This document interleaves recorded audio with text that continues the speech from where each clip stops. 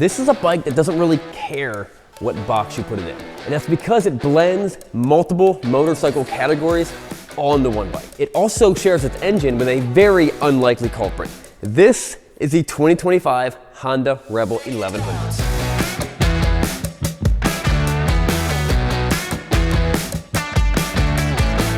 Now, for you to fully understand the Honda Rebel 1100, you have to go back a couple years and you have to learn about the Honda Rebel 250. In 1985, Honda came out with a Rebel 250, and it was and is still an amazing motorcycle.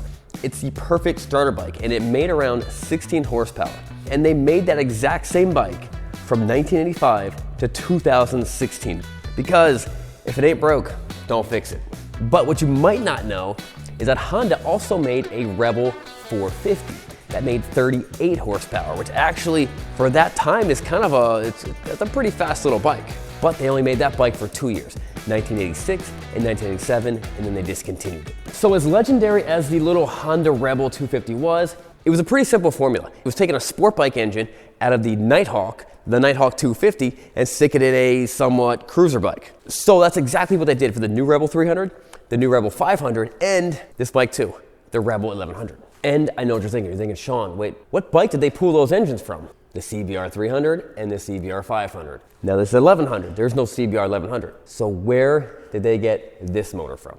All right, now before I tell you where this engine comes out of, it's not uncommon for motorcycle companies to pull sport bike engines and put them in cruiser bike. And it saves them a lot of money because they've already designed the engine. Anytime a company has to redesign a whole new engine, that costs millions and millions of dollars. Who's gonna pay for it? The consumer.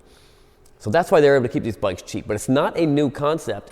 Some guy had the bright idea to say, let's take the engine out of the Honda Talon and stick it in a Rebel, which is basically what they did. Now, it's not a direct fit bolt-on, and it actually shares a little bit more with the Honda Africa Twin, which that makes a little more sense, but it's a very similar engine. They have the same DNA, which is kind of interesting.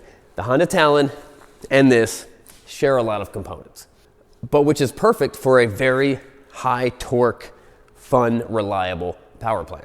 Now, what this gets you is a 1084cc 8-valve parallel twin that makes 87 horsepower, 72 foot-pounds of torque. That's very similar numbers to a stock Harley-Davidson 114 cubic inch. Now, the Rebel 1100 comes in a couple different configurations. Two of the main differences is a regular 6-speed gearbox, or this one, the DCT. Now, you might be thinking, you're like, oh, DCT, that's some new technology. Well, it's actually not true. Honda's been doing DCT for almost 20 years. But you'll notice something big right here. Because you can't lock it in gear like you normally would, they have to put this goofy looking e-brake on here. Now your e-brake's on, now it won't go anywhere, it won't roll down the hill. You would think it'd be simpler to disengage it, like you just pull it back or whatever. It's actually a button right here on the side that you release the pressure of it, push the button in, now you're back out. But it is kind of big and bulky. Now, I'll be honest with you, I was not completely sold on the looks of this bike. It took a couple years before I really started to like it. And actually, after riding it, I kind of like it even more. Nothing short of impressive. All right, so you may have noticed something different about me. My wife's been telling me to class it up a little bit. I thought, you know what? That's a pretty good idea. So, I got a new pair of glasses.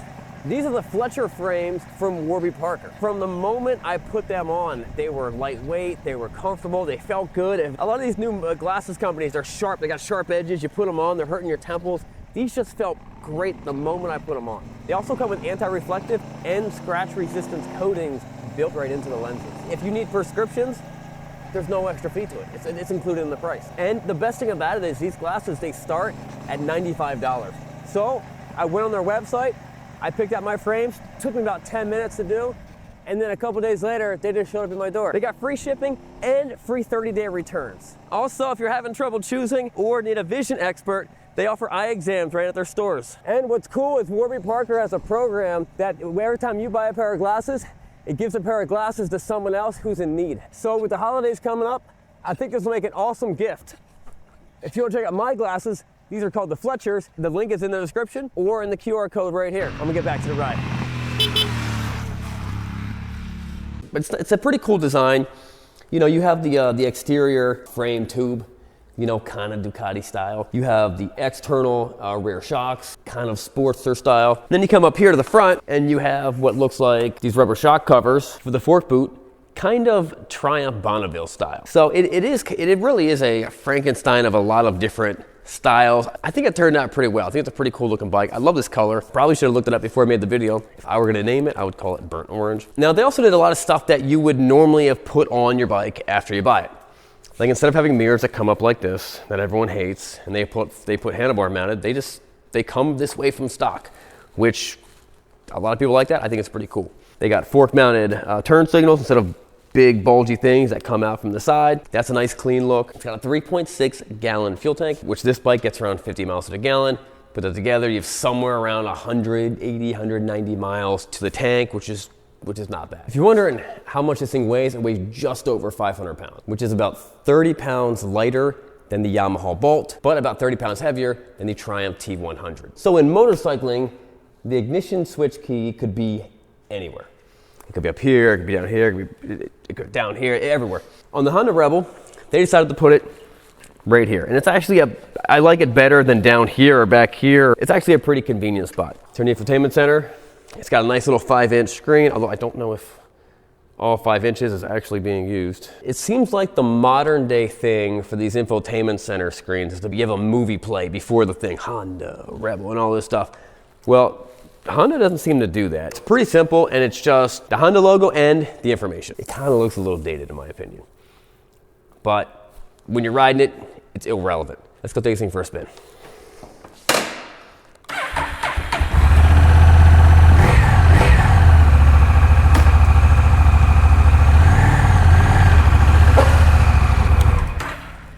Hey guys, before we get riding, let's do the verse of the day. Let's do the words of wisdom. Proverbs 14:25. A truthful witness saves lives, but one who breathes out lies is deceitful. In the fear of the Lord, one has strong confidence, and his children will have refuge. All right, so I have never ridden one of these. I've ridden the 500 and the 250. I was really impressed with both those bikes. Now, normally, my camera bike is significantly faster. We generally choose a pretty quick camera bike. Not the fastest thing out there, but something that can keep up with most things. We're gonna test that camera bike out and see if it's as fast as this, because I don't know, I think I might be able to beat him. So it's been a while since I've ridden a DCT. After riding for a half an hour, oh, this thing is a rocket. I felt a little bit of it. This thing is gonna be so much fun. So what Honda has done, and they actually came out with this a long time ago. They had the Honda Matic, and then later they had the VFR 1200, which was an amazing motorcycle. They've perfected an automatic motorcycle. DCT is a very high quality transmission. There's no belts. It learns what you're doing, and it learns how you ride, and it's taking in all these data points from your throttle and your braking and stuff like that. After riding for a half an hour, what ends up happening is it just ends up shifting exactly when you would shift. You learn when it should shift, and it learns when you want to shift, and it ends up being just, this does what I want it to do. It's pretty remarkable. Now, does that mean if I was going to buy one of these, I would get the DCT? I still like the manual. Click on this, and I can do it manual. Now it's all going to be me. Well, let's actually see what manual does. Yeah.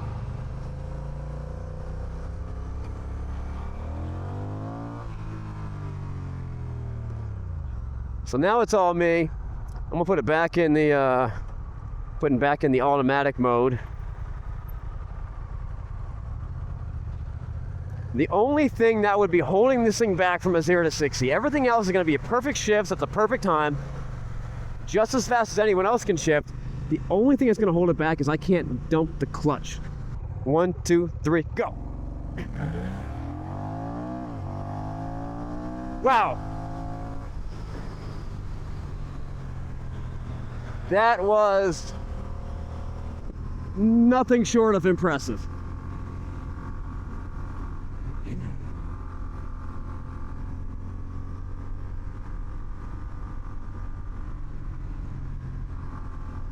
See, now it knows that I'm kind of in like racing mode, so it wants to kind of hang on to the gear. It's not wanting but I can shift. So a lot of people hating the DCT, they don't like, I think it's, they nailed it. It's very easy that I could jump on this bike. I ride bikes all the time. I ride different stuff, unique stuff all the time. I'm a manual loving, I love everything manual, but I can still ride this bike and have just as much fun. It's got big, giant power. Even though it's a Rebel, I would consider this motorcycle a hot rod. This is gonna put a lot of bikes, or a lot of people who think they have fast bikes, it's gonna put them to shame in the 0 to 60. I mean, you're not gonna have any problems passing a tractor trailer on the highway with a motorcycle like this. We are cruising at highway speeds. It feels extremely comfortable. It feels extremely stable. Obviously, the old Rebel, the old 250 Rebel, it didn't even have the power to do highway speeds. This has more than enough power. It's also ergonomically a very comfortable bike. It looks cool, it comes in cool colors, and it's also inexpensive, you know. But I could see you jumping on a bike like this and doing a long trip, like 100%.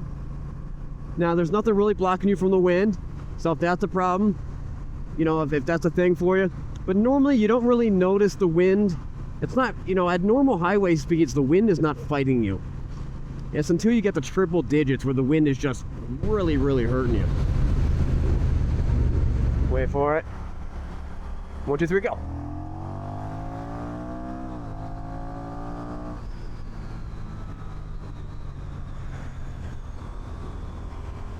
This thing is fun. When the Vulcan 650S came out, I made a lot of videos about the Vulcan 650S because it was such a fun bike, and the fact that the Vulcan 650S was faster than my turbocharged Road King at the time in 0 to 60 kind of blew my mind away. This bike is more. This bike is even better. It's more comfortable. This is actually a different styling, but it's funny. There's been a lot of motorcycles where I look at the bike and I'm like, that bike is ugly. But then I ride it and I'm like, I love riding it. Like, you know, a case in point is the Victory Vision. Ugliest bike I've ever seen. And then I rode it. I'm like, oh man, this thing's amazing. And now I love them. So here's another thing that I think makes bikes like this. And everyone, there's so much hate. I don't really know why. So much hate on the automatic bikes or the DCTs. Here's what is awesome about this. Up until these bikes started coming out, or people started realizing these were here, they were doing heavy, cumbersome, ugly modifications to other motorcycles for guys that, you know, had problems with their left hand, or maybe they had a bad left foot. Right now, you don't need them. Now, you know, before you needed 4 limbs, 2 hands, 2 feet to ride a motorcycle. As of right now, on this bike, I only need the ones on my right. So I think it opens up a lot of opportunities for a lot of people who otherwise, you know, have to do some pretty big modifications to a motorcycle. The first time I saw this bike, I didn't really like the looks of it. I thought it was funny looking, but it's definitely growing on me. But after riding it, man, this thing is a really, really fun bike to ride. Go.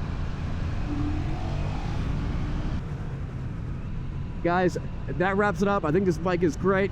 We'll see you guys next time. Remember, it is not what you're riding, but where are you going?